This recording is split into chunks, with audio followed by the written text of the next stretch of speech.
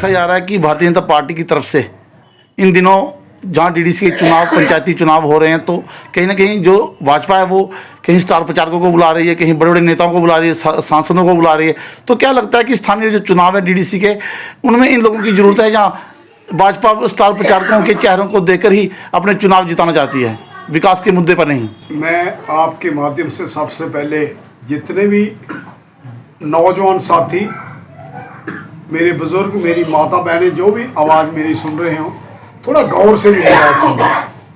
Election में ना तो स्टार प्रचारक का, ना गायक का, ना कोई डांस करने वाले का, लोगों का, जो लोग वोटर हैं, जो लोग सपोर्टर हैं, जिन लोगों ने वोट देख के किसी कैंडिडेट को उसकी काबिलियत के मुताबिक चुनना है, काम तो उनका होगा। फिर काम के आधार पर, काम अगर आपने किया होगा, विकास करवाया होगा, लोगों के साथ वायदे पूरे किए होंगे, तो स्टार प्रचारक क्या करेंगे? ना तो जब काम होगा, आपका स्थानीय जो कैंडिडेट है, जो आपका इलेक्शन आपके इलाके में लड़ रहा है, उसका काबिलियत देख करके हमारे कठुआ के लोग, हमारे नगरी जो कॉन्स्टिट्यूंसी है, या बरनोटी कॉन्स्टिट्यूंसी है, या कठुआ कॉन्स्टिट्यूंसी है, ये बहुत बुद्धिमान लोग हैं। ये सोच करके लोगों की काबिलियत देख करके वोट देते हैं। ये किसी की जाति तौर पर, किसी की पार्टी तौर पर, या किसी के हवा में आकर के मोदी जी का नाम लेते हैं, मोदी के नाम पर वोट दे। बीजेपी तो सीधा मांग रही है।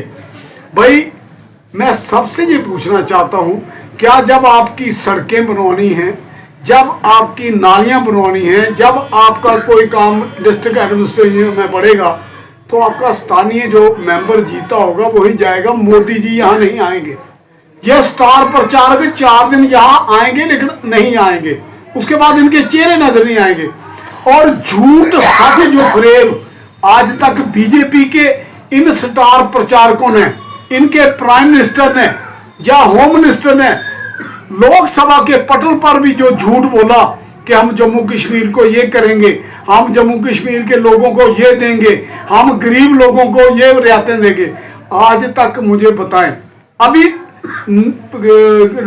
ये जो बैक टू विलेज प्रोग्राम का हुआ, 3 महलों में पूरे मुलाजिम जो थे उनको नौकर बना करके घर घर भेजा। मेरे पंच, सरपंच, जितने लोग थे उन्होंने बाईकाट कर दिया। बाईकाट करना पड़ा। क्यों? क्योंकि सिर्फ लुभावने भाषण, लोगों को इकट्ठे करने का माध्यम, अफसरों को लिस्ट बना करके दे दो, लेकिन वो रिश्ते जाकर के टोकरी में। 3 मरहलों में बैक टू विलेज प्रोग्राम चला। एक में कहा हम आपको 20-20 लाख देंगे, 10-10 लाख देंगे, 2-2 लाख सरपंचेस के पास भेजा।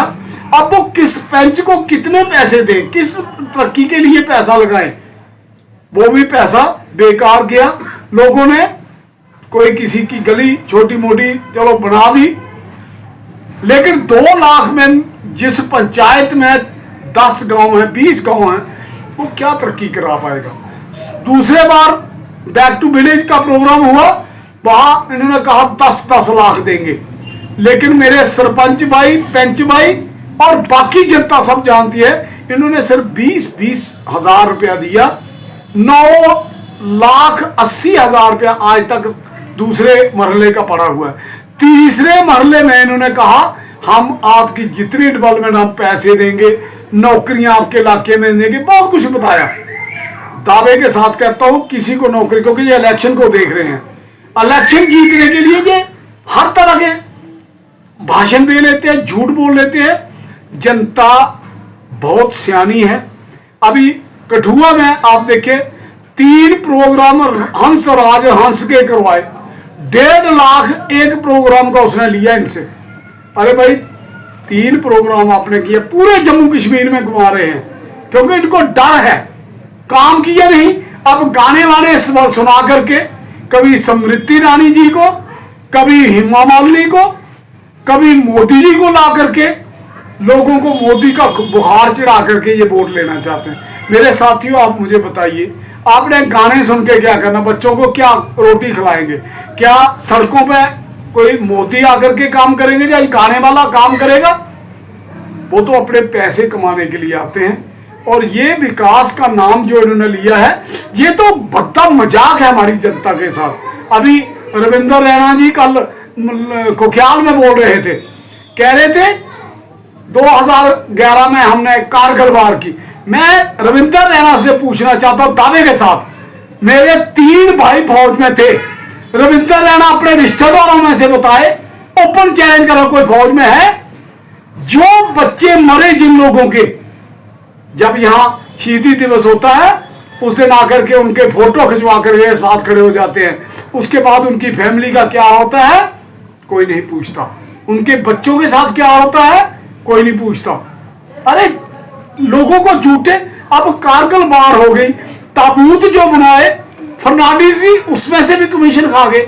आप कभी गुपकार गैंग, कभी अब तमीज भी आपको नहीं रही कि किसी का नाम ले रहे। वो चीफ मिनिस्टर रहे हैं आप लोगों के, ठीक है, उन्होंने गलत किया, सही किया, जो भी किया आप उनकी निंदा करें, उसके पॉलिटिकल सिस्टम है, आप उनके खिलाफ बोलें, लेकिन नाम तो किसके तमीज के साथ लें।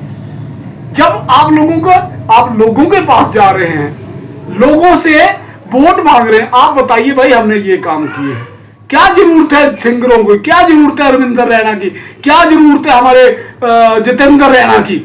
अरे इन लोगों के पहले भी कभी चेहरे देखे, 4-4 साल 5-5 2-2 साल हो गए बने हुए।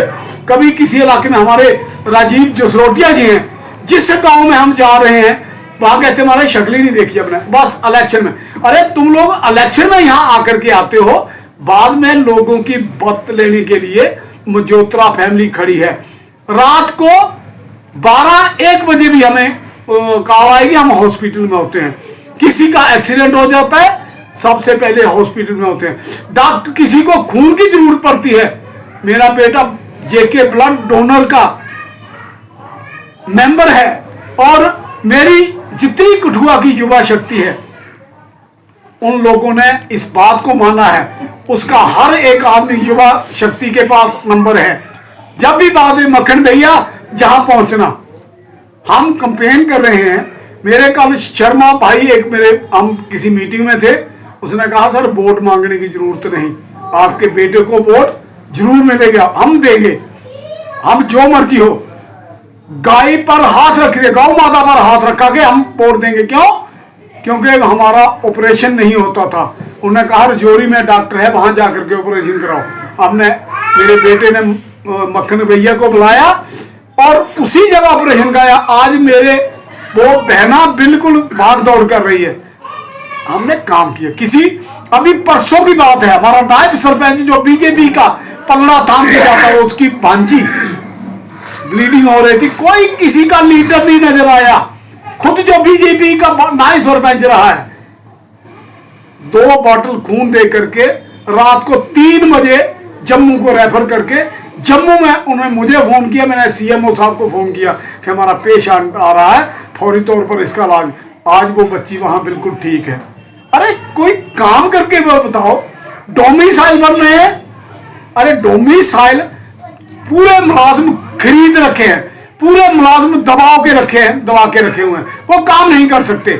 डोमिसाइल हमारे गरीब लोगों के बिल्कुल बेकार, ये कैंसिल हो जाएंगे, क्योंकि यूटी के उसके लिखते हैं जेके यूटी, ये स्टेट बनने वाली है।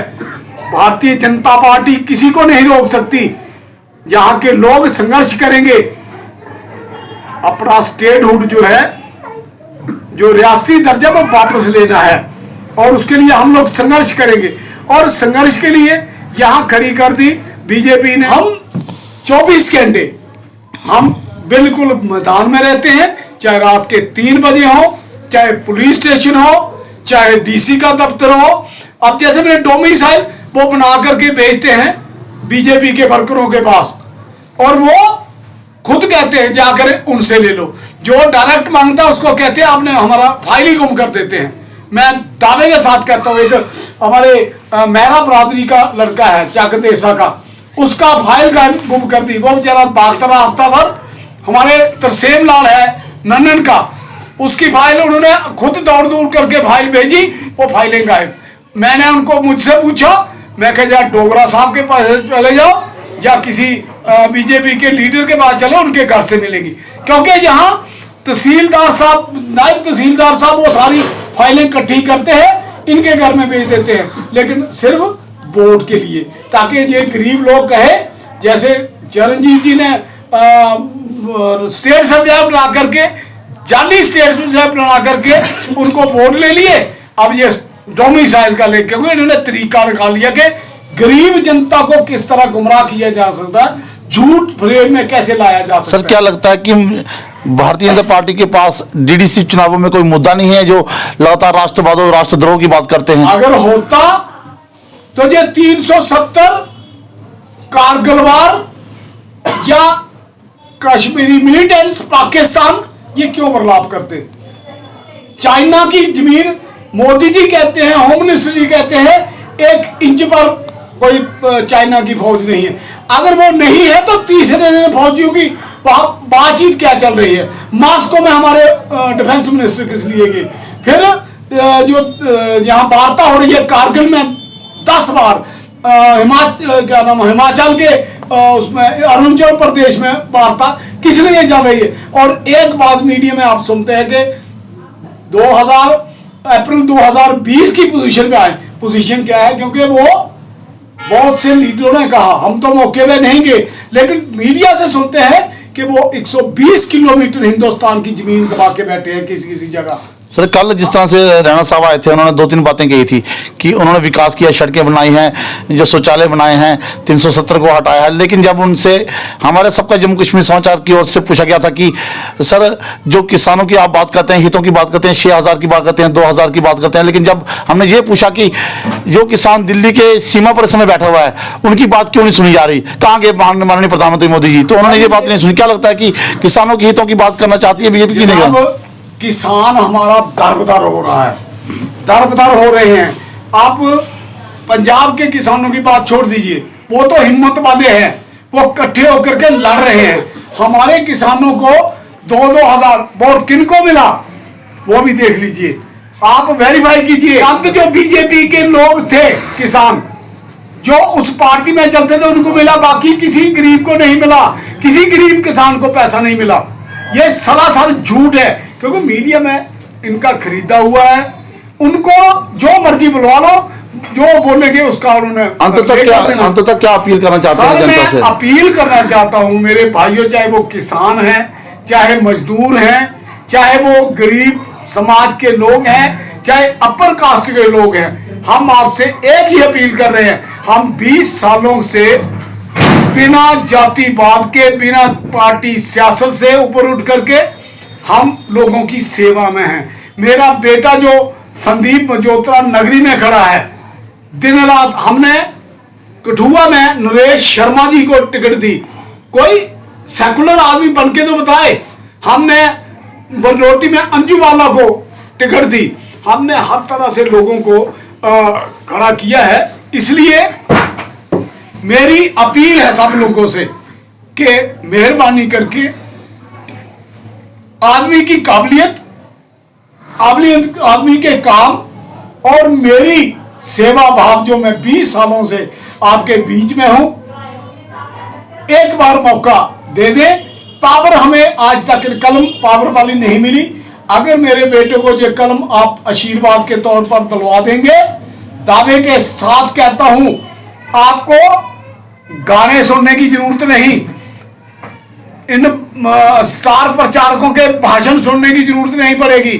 आपके पास घर घर में आपके काम होंगे, आपके घर घर में आपकी खबर लेने पहुंचेंगे, आपके साथ बैठ करके आपसे मंत्रणा करेंगे, आपके मर्जी के मुताबिक जो होगा वो काम करवाएंगे। पंच सरपंच जो हैं उनको पावर दिलवाने के लिए, उनको पैसा दिलवाने के लिए हम डीसी ही नहीं, सेक्रेटरी के जितने मिनिस्टर हैं उनके भी दरवाजे खटकाएंगे। इतनी हिम्मत मुझे 30,000 वोटर ने दी है और हर बरादरी के आदमी ने मुझे ये आशीर्वाद दिया है। तो उसके आधार पर थोड़ी सी माँ बाप ने जो मुझे अफसर बना करके पढ़ा करके थोड़ी सी काबिलियत दी, उसके मुताबिक हम दिल्ली तक भी ये जो पेंशनों का दावा करते हैं कि हमने ओल्ड एज पेंशन लगा दी, 1000 कर दी, लेकिन इनको कसम दे के किसी एमएलए को, किसी एमपी को, बीजेपी को जितना कोई डिस्ट्रिक्ट प्रेसिडेंट है, कोई बोले कि दिल्ली से पैसे कौन लाता है, मजोत्रा जाकर के 24 करोड़ रुपया पिछले साल कि यहाँ 5000 था। हम कभी किसी की सिफारिश नहीं करते कि इसकी लगा दो, इसकी नहीं। जिसने फार्म भरा है, किसी बरादरी का भी है, वो गरीब है, उसने फार्म भरा, उसको मिलना चाहिए। ये लिस्टें लेके जाते हैं कि ये आदमी करवा दो। और पंजाब में आपने देखा 90% जाली पेंशनें लगी हुई है, सब उनकी इंक्वायरी हो रही है, मरे हुओं की पेंशनें ड्रा करा रहे हैं। ये यहाँ इसलिए काम चल रहा है, पेंशनर का काम, गरीबों का काम हमारा। हमने अभी लेफ्टिनेंट गवर्नर साहब से 4 मुद्दों पे फैसला करवाया। कठुआ में आए थे, आयुष्मान योजना गरीबों के किसी कार्ड नहीं था, सबकी बनेगा। राशन कार्ड हमारे गरीबों के पास बीपीएल नहीं था, मजदूरों के पास नहीं था, उनके लिए दिसंबर की 15 तारीख के बाद राशन कार्ड हर एक आदमी का बनेगा। उसके बाद हमने लेबर कार्ड जो इन्होंने स्कीम बंद कर दी थी, गरीबों को जब फायदा होने लगा तो बंद करवा दी, हमने वो स्कीम भी खुलवाई, दोबारा लेबर कार्ड बनना शुरू हुए। और उसके बाद ये अफसरशाही जो है वो कोरोना की वजह से तारबंदी थी दरवाजे में।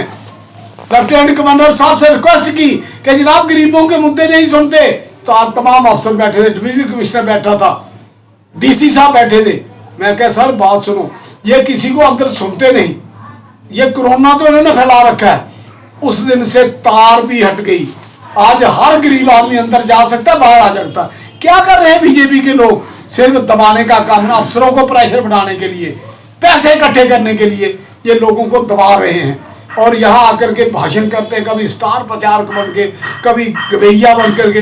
अरे लोगों को गाने गुने सुनने की जो आदत नहीं, उनके काम करो। हम काम कर रहे हैं फील्ड में। मेरी अपील है सबसे कि हमारे काम के बुनियाद पर हमारी झोली में अपना आशीर्वाद दीजिए। हाथी के निशान पर एक मोहर जो है वो सोच समझ करके हाथी के निशान के ऊपर लगा करके, मेरे संदीप मजोत्रा उनका नाम है, मक्खन उनका नेम है, मक्खन को एक दफा मौका दीजिए सेवा का। आपके इलाके की वो तरक्की करके बताएंगे जो कभी आज का एमएलए, आज का एमपी नहीं करवा सका होगा।